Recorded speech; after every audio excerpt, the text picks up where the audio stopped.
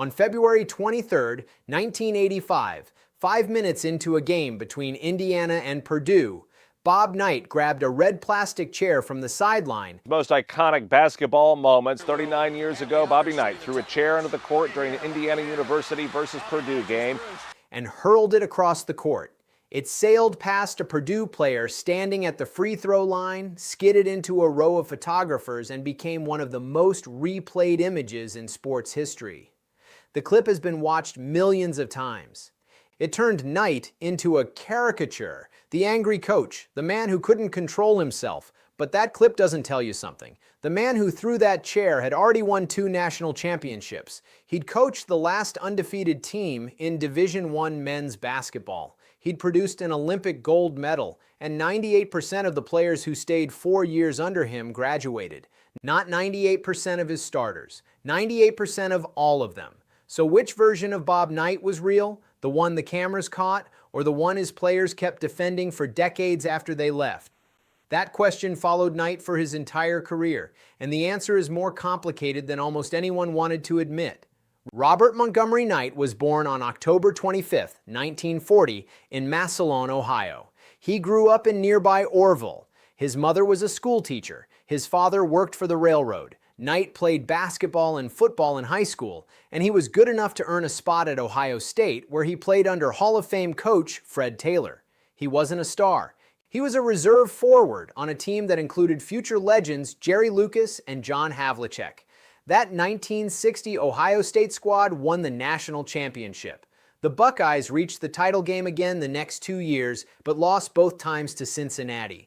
Knight averaged 3.8 points and 2.1 rebounds across 3 seasons. He wasn't going to the NBA, but he'd spent 3 years studying Fred Taylor, absorbing every detail of how a program was built.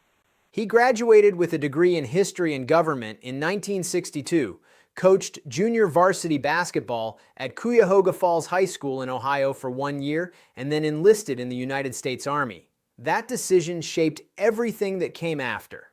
At West Point, Knight served as an assistant coach for the Black Knights basketball team. 2 years later, in 1965, the Army promoted him to head coach. He was 24 years old, the youngest varsity basketball coach in NCAA history, and at a military academy, his obsession with discipline didn't seem unusual. It seemed appropriate. Over 6 seasons at Army, Knight compiled a record of 102 wins and 50 losses. He guided the Black Knights to 4 NIT appearances. He developed a reputation for preparation, toughness, and an absolute refusal to tolerate anything less than total effort. One of his players at West Point was a guard named Mike Krzyzewski. He was Knight's starting point guard and team captain during the 1968-69 season. The relationship between the two men would alter the trajectory of college basketball for the next half-century. But that comes later, because first, Knight had to build something at a place that actually wanted what he was selling. In 1971, Indiana University came looking for a new basketball coach. They hired Knight. He was 30 years old, and he brought something to Bloomington that the Big Ten hadn't seen before. Knight didn't want to play fast. He wanted to play smart. He replaced Indiana's run-and-gun style with ball control, motion offense, and suffocating man-to-man defense. His motion offense demanded that every player understand spacing, cutting, and passing. It wasn't a system designed for stars. It was designed for teams. 5 players moving together, reading each other, executing plays that required every person on the court to think. The results came fast. In his second season, the Hoosiers reached the Final Four. By 1973, they'd arrived as a legitimate national power. Knight won his first Big Ten title that year. Then he won it again, and again, and again. But the 1975-76 season was something else entirely. Knight assembled a squad featuring 6 future NBA players, including Scott May, the Associated Press National Player of the Year, and Quinn Buckner, who was talented enough to also be drafted by the NFL. They were ranked number 1 before the season started. They stayed number 1 when it ended. Indiana went 32-0. They won every regular season game. They won every Big Ten game. They won every NCAA tournament game. In the national championship against Michigan, they trailed 35-29 at halftime with starting guard Bobby Wilkerson out with an injury. Knight walked into the locker room and delivered a halftime speech his players would remember for the rest of their lives. Indiana came out and outscored Michigan 57-33 in the second half, winning 86-68. No Division I men's basketball team has gone undefeated since. Not in 50 years. Gonzaga came close in 2021, going 31-0 before losing the championship game to Baylor. Kentucky started 38-0 in 2015 before Wisconsin ended their run in the Final Four. Nobody finished. Only Knight's 1976 Hoosiers stand alone. In April 2026, the surviving members of that team were honored at the NCAA championship game, still the last perfect team standing. Jim Cruz, a senior guard on that squad, remembered what Knight told them. Before you become a champion, you have to have a championship attitude, a championship mentality, and championship habits. Before you become a champion. And that's true in basketball, and that's true in life. That philosophy should have defined Knight's entire legacy. In many ways it did. But there was another side to Bob Knight that was impossible to ignore. And by the late 1970s, it was already becoming part of the story. In 1979, Knight coached the United States team at the Pan American Games in San Juan, Puerto Rico. When the Brazilian women's team stayed on a practice court about 10 minutes past their allotted time, Knight confronted a police officer about the delay. The confrontation escalated. Knight allegedly struck the officer, Jose Silva. He was arrested and charged with aggravated assault. He spent roughly 10 minutes in custody. The United States team went on to win the gold medal. Knight left the island before his trial. A Puerto Rican court convicted him in absentia and sentenced him to a $500 fine and 6 months in prison. Indiana officials rejected extradition requests. Knight offered to resign from Indiana. The university declined. He was 38 years old. He'd already punched a police officer in a foreign country, been convicted of assault, and kept his job. The pattern was already visible. Knight's talent protected him from the consequences of his temper. And as long as that equation held, nothing would change. The 1980s only deepened the contradiction. And the story of how Knight won his second championship reveals both sides of the man in a single episode. Isaiah Thomas grew up on the west side of Chicago. He was the youngest of 9 children. His family was poor. When college coaches came recruiting, some brought briefcases. One reportedly brought cash. Knight brought nothing except a promise. He told Thomas's mother, Mary, that he'd offer her son 3 things. He'd be a gentleman. Knight would teach him everything he knew about basketball, and he'd get a great education. No money, no car, no house. Just the work. Mary Thomas was sold, but there was a problem. She asked Knight about the Ku Klux Klan. Martinsville, Indiana, the next town over from Bloomington, had historical ties to the Klan. She wanted to know who would protect her son. Knight's response, according to Thomas, was blunt. He said something along the lines of, "If we're winning, they will." Thomas laughed. His older brother didn't. The recruitment meeting nearly ended in a fight, but Thomas went to Indiana anyway. And in 1981, he led a team that had been unranked by January through the NCAA tournament, beating North Carolina 63-50 in the championship game.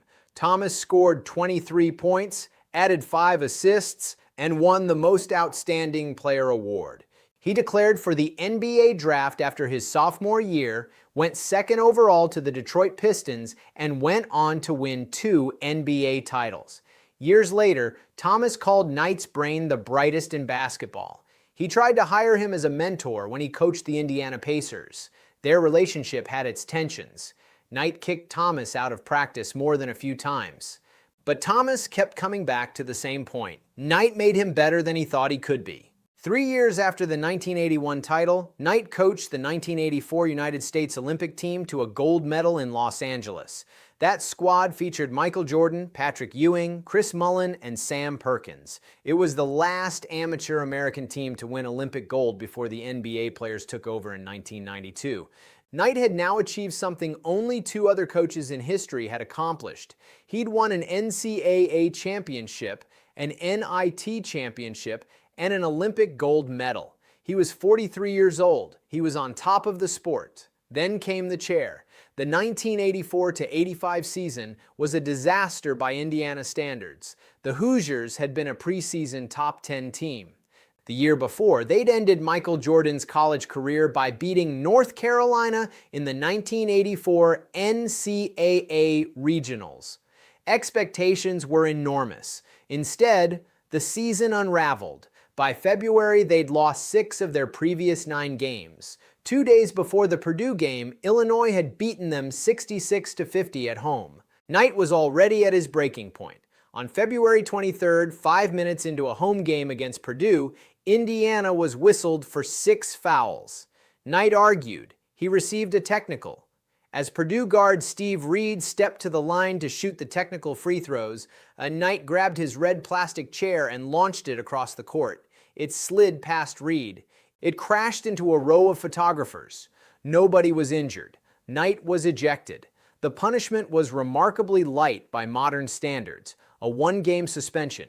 Indiana lost the game 72-63.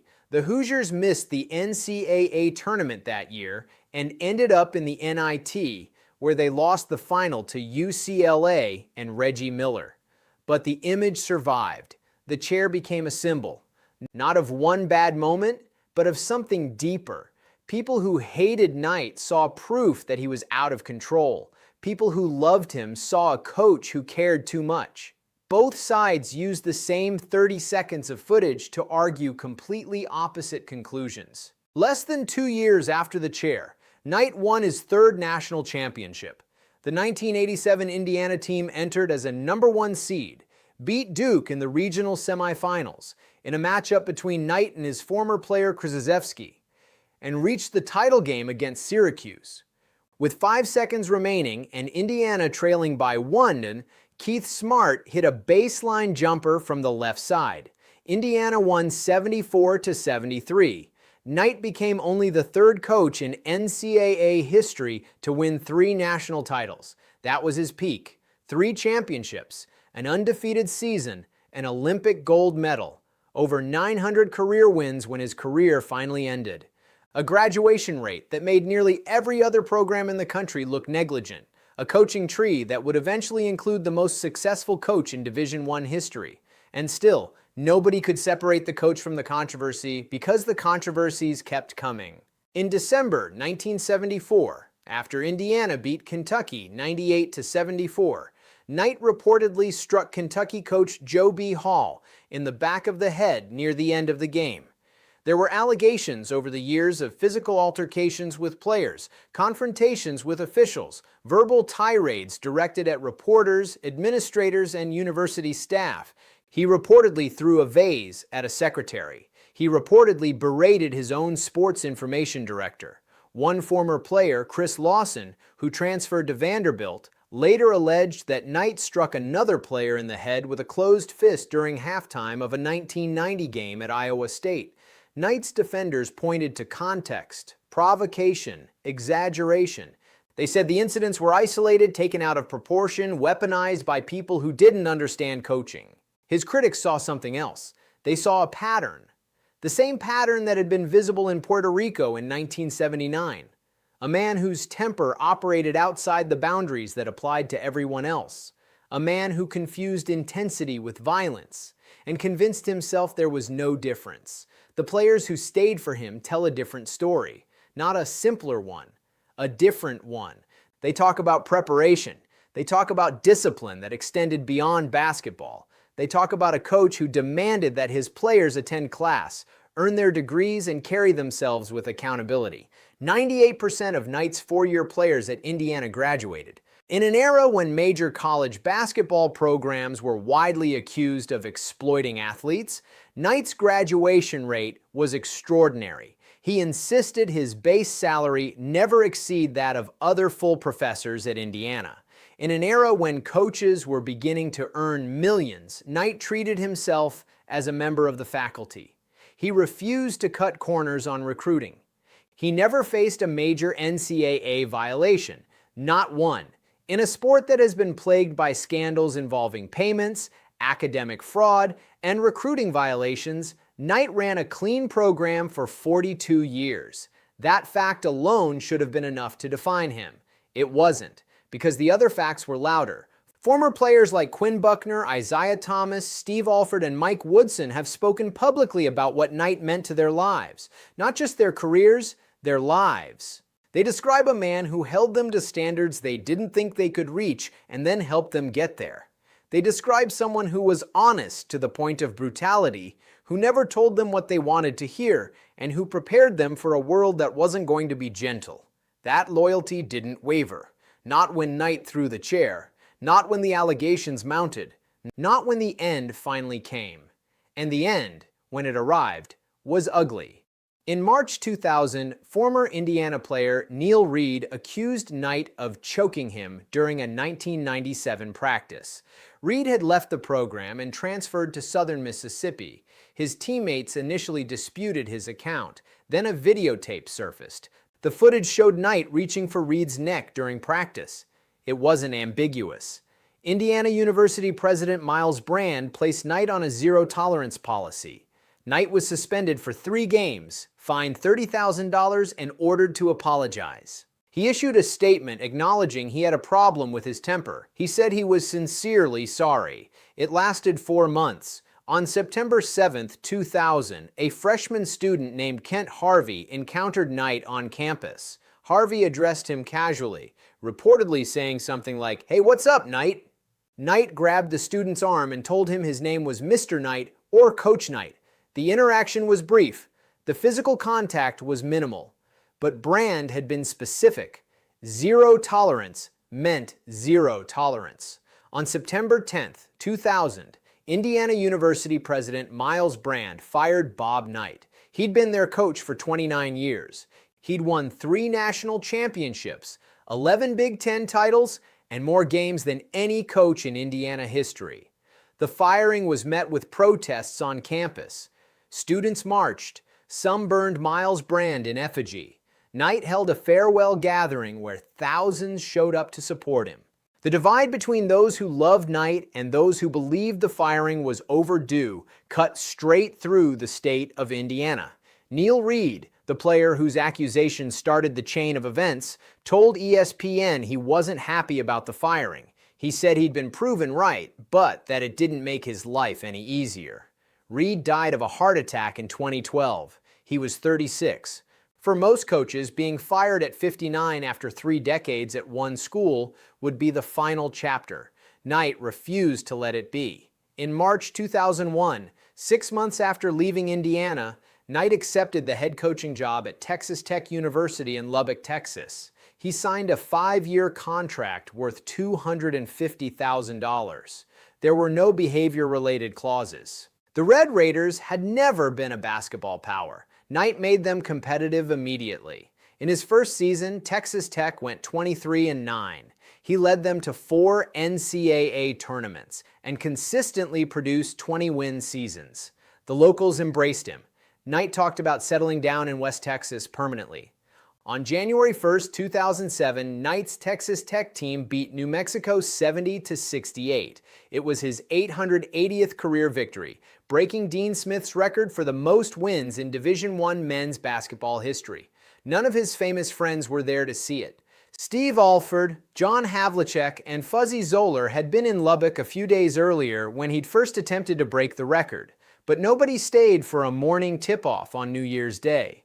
Knight celebrated by playing Frank Sinatra's My Way in the arena. The irony wasn't subtle, neither was Knight. Sports writer John Feinstein, who'd spent a year embedded with Knight to write the book A Season on the Brink, said afterward that the record should have been set at Indiana, where Knight coached for 29 years. Instead, it happened in the middle of West Texas at a football school 1,000 miles from the place he'd built into a basketball cathedral. Feinstein called it a shame. Knight reached 900 wins shortly before stepping down in February 2008, turning the program over to his son, Pat. Knight resigned mid-season, his 42nd year as a head coach. He walked away from the game with 902 career victories, a record that stood until 2011, when Mike Krzyzewski, the guard who'd played for him at Army, passed him on his way to becoming the winningest coach in Division I history. Knight spent several years as an analyst for ESPN. He stayed in Lubbock. He stayed angry. When asked in 2017 if he'd ever return to Assembly Hall, the arena he'd transformed into one of college basketball's most intimidating venues, Knight said he had no interest. He said he hoped the administrators who'd fired him were all dead. Then, quietly, something shifted. Knight moved back to Bloomington. Former players worked behind the scenes, gently coaxing him toward a reconciliation nobody thought was possible. On February 8, 2020, during halftime of an Indiana-Purdue game, Bob Knight walked through the southeast tunnel of Assembly Hall for the first time in 20 years. He was 79 years old. His hair was white. He moved slowly, helped by his son Pat and former players Quinn Buckner and Steve Green. A sellout crowd of 17,222 stood and roared. They chanted his name. Some cried. Former players surrounded him on the court. He didn't speak. He didn't need to. Randy Whitman, who'd played for Knight and helped arrange the return, said it was one of the greatest and most emotional moments of his life. He said when Knight moved back to Bloomington, he told him, "You belong here." The fans chanted, "Thank you, coach," as Knight left the floor. Men and women were crying. Former players embraced him on the court. Dick Vitale, the ESPN broadcaster and longtime friend, got into a friendly tussle with Knight at center court. For a few minutes, it was as if 20 years of bitterness had evaporated. Mike Woodson, another former player who would later become Indiana's head coach, called Knight a man who influenced his life in ways he could never repay. The COVID-19 pandemic started a month after that visit. Knight didn't attend any more games. But after Woodson was hired as head coach, Knight became a regular at practices, back in the building where he'd spent 29 years demanding more from everyone around him. His health declined. He'd had a stroke in 2015 that affected his speech. He battled dementia and Alzheimer's disease in his final years. On November 1st, 2023, 1 week after his 83rd birthday, Bob Knight died at his home in Bloomington, surrounded by his family. His family asked that memorial contributions be made to the Alzheimer's Association or Marian University in lieu of flowers. The tributes poured in from everywhere, from Krzyzewski, who said Knight recruited him, mentored him, and had a profound impact on his career and life, from Thomas, who called him a father figure, from dozens of former players and coaches who traced their careers back to a man who demanded everything and settled for nothing. And that demand is the part people still argue about. Knight's coaching tree is one of the most extensive in the history of the sport. Krzyzewski alone won 5 national championships at Duke, made 13 Final Four appearances, won 3 Olympic gold medals, and became the all-time wins leader in men's basketball with over 1,200 victories. He credited Knight with recruiting him, mentoring him, and profoundly shaping his career.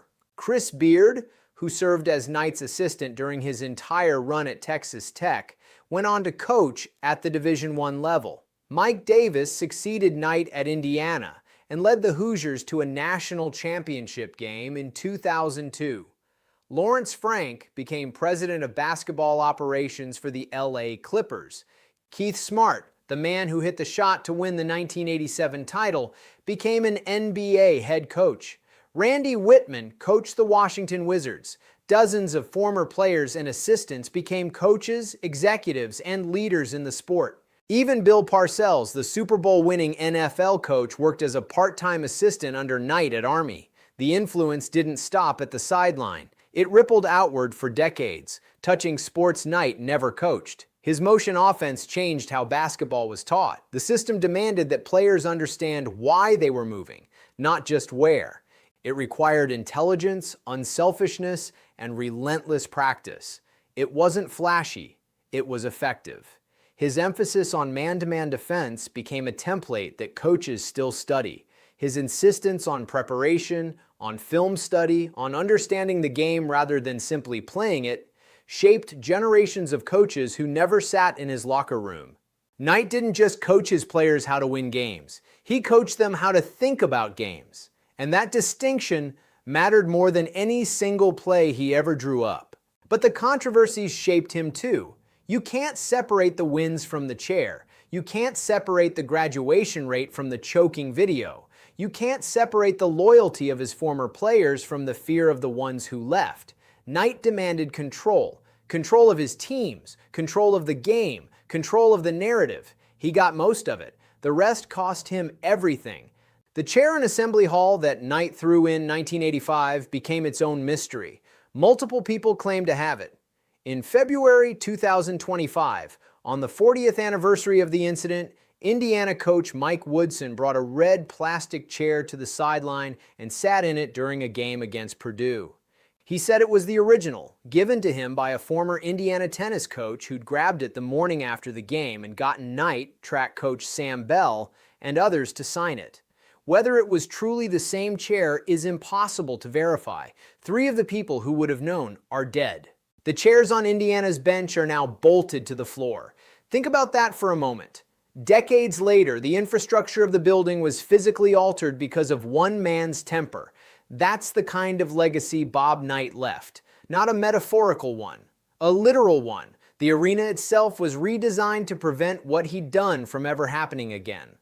Bob Knight spent 42 years coaching college basketball. He won 902 games. He won 3 national championships. He coached an undefeated team and an Olympic gold medal team. He produced a coaching tree that includes the most successful coach the sport has ever seen. He graduated his players at a rate that put virtually every program in the country to shame. He never committed a major NCAA violation. He also punched a police officer, threw a chair on national television, was caught on tape with his hand on a player's neck, and was fired by the university he'd turned into a basketball institution. Both of those paragraphs are true. Both of them are incomplete without the other. The television cameras caught the explosion. They almost never caught the hours of preparation before it. They caught the chair, but not the chalkboard. They caught the eruption, but not the graduation ceremony. Knight's public image was built on the worst moments of his career, but his private legacy was built on the best ones. The people closest to him never stopped saying that. Whether that matters depends on what you believe a coach owes the people around him. Knight believed he owed them honesty, preparation, and standards that would serve them long after basketball ended. His critics believed he owed them basic respect and physical safety. Neither side was wrong. Both sides were incomplete. Bob Knight died in the same city where he'd been fired. He died in the same city where he'd won championships. He died in Bloomington, Indiana, surrounded by his family, in the place he'd sworn he'd never return to and then returned to anyway. The man who spent his career demanding control couldn't control everything. Not his temper, not his legacy, not the passage of time. But the game he loved still carries his fingerprints. Every coach who runs a motion offense, every program that insists on graduation rates, every player who was told the truth instead of what they wanted to hear, every team that was taught to think, not just to play. That's Knight's influence. It's quieter than the chair. It's less dramatic than the firing. But it's the part that lasted. And maybe that's the only honest answer to the question this story has been asking from the beginning. Bob Knight wasn't one thing. He was the contradiction itself. A man who taught generations of players how to control everything on the court, while spending his own life fighting to control the man standing beside it.